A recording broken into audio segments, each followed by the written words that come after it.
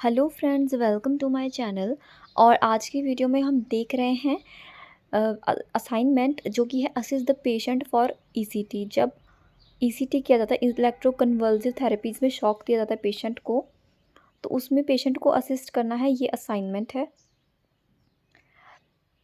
आपकी practical file में आपको साइकेट्रिक में ये बनाना हो सकता है, तो किस तरह से बनाना है वो देख लीजिए। आपको पेशेंट का पहले आइडेंटिफिकेशन डाटा कंप्लीट लिख लेना है। उसके बाद जो उनकी चीफ कंप्लेंट्स यानी कि किस वजह से उनको ईसीटी का प्रोसीजर उन पे करना पड़ रहा है, वो आपको लिख लेना चाहिए। पेशेंट बहुत ज़्यादा हाइपर एक्टिव है, ठीक है, अल्कोहलिज्म भी है, मेनिक एपिसोड्स भी है, तो ये है उसकी चीफ कंप्लेंट्स। पेशेंट की जो इलनेस है उसका आपको ब्रीफ डिस्क्रिप्शन में लिखना है, छोटा सा लिखना है, शॉर्ट में लिख देना है कि उसे क्या प्रॉब्लम है। तो पेशेंट जो है वो हॉस्पिटल में आया, हाइपर एक्टिविटी है, उसे विड्रॉल सिम्टम्स भी हैं, मेनिक एपिसोड है, इंसोम्निया है, लैक ऑफ इंटरेस्ट है, ये सारी उसको प्रॉब्लम होती है। तो ईसीटी की जो इंडिकेशंस होती हैं उसमें एक तो डिप्रेशन में भी पेशेंट को ईसीटी जो है वो दिया जाता है, और मेनिक पेशेंट में भी दिया जाता है, बाइपोलर डिसऑर्डर में भी ये इसकी ज़रूरत पड़ जाती है। इन कंडीशंस में ईसीटी की रिक्वायरमेंट होती है। तो इंडिकेशन अगर आपको पता है तो आप समझ जाओगे कि हाँ, इस पेशेंट में ईसीटी देने की ज़रूरत है। उसके बाद पेशेंट का मेंटल स्टेटस एग्जामिनेशन भी करना पड़ेगा, जो कि जो साइकेट्रिक का पेशेंट होता है उसमें काफ़ी इंपॉर्टेंट रहता है एमएससी करना। जर्नल अपीयरेंस, स्पीच, मूड, ये सारा कुछ चेक करना है। पेशेंट के थॉट परसेप्शन कैसा है, कॉग्निटिव फंक्शन कैसा है, इंसाइट कैसा है। तो इंसाइट पेशेंट में अपसेंट ही होगा। इसमें पेशेंट को समझ नहीं आएगा कि उसे ये क्यों किया जा रहा है। वो बोलेगा मैं तो बिल्कुल ठीक हूँ, डिनाइल करेगा, यानी कि वो अपनी इलनेस को लेकर डिनाइल करेगा, मानेगा नहीं कि मैं बीमार हूँ। इसमें हम पेशेंट का जजमेंट देखेंगे, पेशेंट का जजमेंट कैसा है, वो किसी भी क्वेश्चन उससे करते हैं वो कैसे उसका आंसर कर रहा है, किसी सिचुएशन को वो कैसे जज कर रहा है, वो आपको उनसे क्वेश्चनिंग करके पता चलेगा। डायग्नोस्टिक फॉर्मुलेशन देखेंगे इसमें। तो इसमें क्या है कि कुछ टेस्ट होंगे पेशेंट के, वो करने पड़ेंगे। फिजिकल एग्जामिनेशन पेशेंट का करना है, और उसको जैसे कि मेंटल इलनेस है उसके अलावा भी कुछ फाइंड आउट होता है तो आपको नोट कर लेना है। जैसे कि फिजिकल एग्जामिनेशन के दौरान आपको कुछ भी पेशेंट में फाइंड आउट होता है तो वो लिखना है। नेक्स्ट देखिए क्या है इसमें कि assessment of patients and families knowledge of indication, side effect, therapeutic effect and risk associated with ECT. तो इंडिकेशंस, उनकी नॉलेज असेस करनी है। इसमें असेसमेंट होने वाला है इंडिकेशन का, साइड इफ़ेक्ट का, थेराप्यूटिक इफ़ेक्ट और रिस्क, जो भी रिस्क है ईसीटी के रिगार्डिंग, सब कुछ आपको पेशेंट को एक्सप्लेन कर देना है और फैमिली को भी एक्सप्लेन करना है specially. The patient family unaware regarding the indication, side effect and therapeutic effect.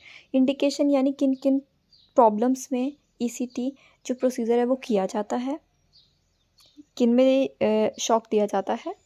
Therapeutic effect वो होते हैं जो कि ज़रूरी होते हैं, यानी कि जिस वजह से हम ईसीटी दे रहे हैं, यानी कि उसको ठीक करने के लिए, प्रॉब्लम को पेशेंट अपनी प्रॉब्लम से रिकवर करे, ठीक हो जाए, इसलिए वो थेराप्यूटिक इफ़ेक्ट है। और साइड इफ़ेक्ट यानी कि जो हम नहीं चाहते वो इफ़ेक्ट हो जाना, पता तो है कि ऐसा हो सकता है, वही साइड इफ़ेक्ट होते हैं। जैसे कि ईसीटी देने से एक तो पेशेंट में ऐसा देखा जाता है कि एमनीशिया जैसी प्रॉब्लम हो जाती है, थोड़ा सा उसको मेमोरी जो है फॉरगेट हो जाती है उसकी, ये भी देखा जाता है। पेशेंट का जो जॉ है वो डिसलोकेशन हो सकता है, फ्रैक्चर जैसी प्रॉब्लम भी इसमें आ सकती है। तो ये सारी कुछ प्रॉब्लम्स रहती हैं।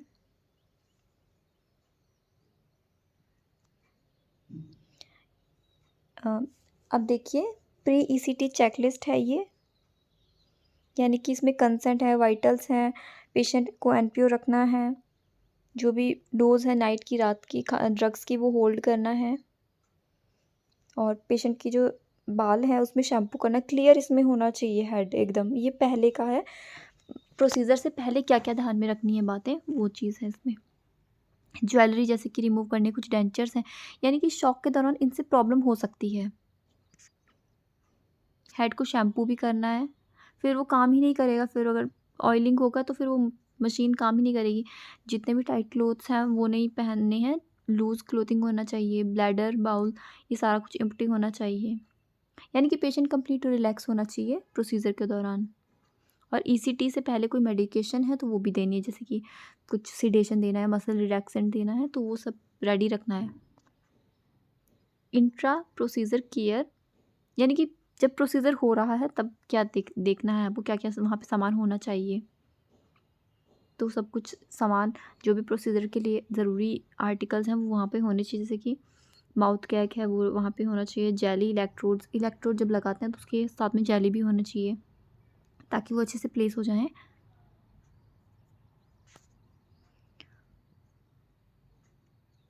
वाइटल्स इसमें चेक करेंगे, सीज़र एक्टिविटी चेक करेंगे कि पेशेंट को कितनी देर के लिए सीज़र आए हैं, क्योंकि जब ईसीटी देते हैं तो सीज़र आते ही हैं, ठीक है, टॉनिक सीज़र इसमें आते हैं। सीज़र इंड्यूस कराने के लिए हम ईसीटी देते हैं।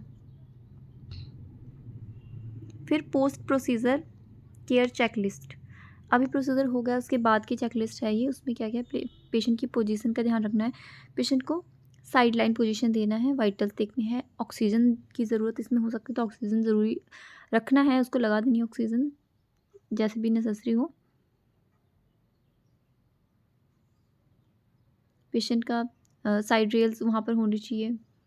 Reorient the patient after recovery, recording the case, ये सारी चेकलिस्ट है। लास्ट में पेशेंट जो आपका पेशेंट है उसके बारे में नोट कर लेना है, समरी कर लेना है अपने टॉपिक की।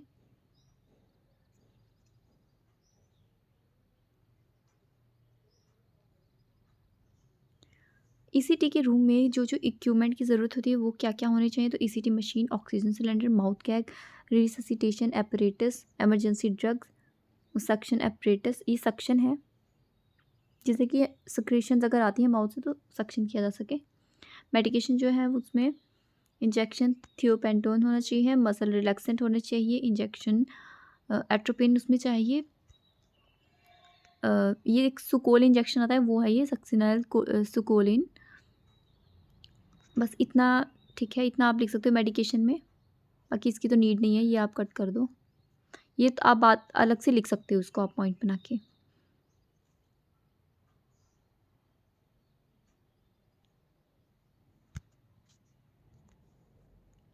नेक्स्ट है describe the staffing pattern and duty timing.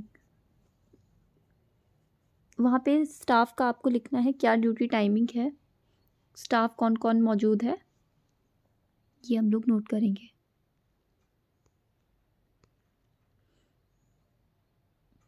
ये फिज़िकल लेआउट बनाया गया है ईसीटी रूम का, तो आप देख सकते हो जहाँ भी आपकी ड्यूटी लगी वहाँ का आप लेआउट आपको बनाना चाहिए, उस तरह से आप बना सकते हो। तो वहाँ पे जो बेड लगे होंगे उनको किस तरह से वो लगे हुए हैं, कहाँ पे वेंटिलेटर है, ईसीटी उस तरह से सीक्वेंस में आपको मतलब बना देना है। ये देखिए रिकवरी रूम, मेडिकेशन स्टोर, जहाँ जहाँ जो जो चीज़ें हैं वो हमने इसमें नोट कर दिया है। तो ये इतना है, ये ख़त्म हो गया है आपका ईसीटी वाला टॉपिक, जो कि इसमें असिस्ट कर रहे हैं जो भी क्लाइंट है ईसीटी वाला, उसको असिस्टेंस में क्या क्या होना चाहिए, क्या किस तरह से बनाया जाएगा, वो आज की वीडियो में हमने बताया। तो थैंक यू सो मच।